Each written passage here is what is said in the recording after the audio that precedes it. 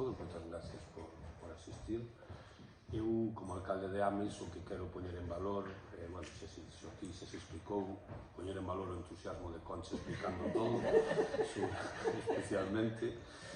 pero, bueno, poñer en valor dúas cousas. En xeral, que sexamos capaces de estar todas as administracións e todas as institucións aquí reunidas hoxe organizando un acto tan importante como este, porque 100 días ou 100 anos non se cumplen sempre, seguramente para o próximo centenario ningún dos que estamos aquí estemos xa celebrando, pero bueno, un acto moi importante, un acto necesario polo que significou, como decía Víctor, de avance e de modernidade para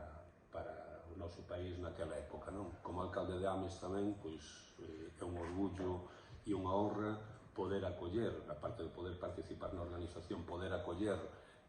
este acto festivo que se vai a celebrar en Ortoño, na Carballera do Ortoño, primeiro diante do que foi a casa de Rosalía no tempo que estuvo vivindo ali, e despois o acto máis festivo que celebraremos na Carballera do Ortoño, pois como xa dixo Concha, pois con música, polvo e outros manxares para degustar ali.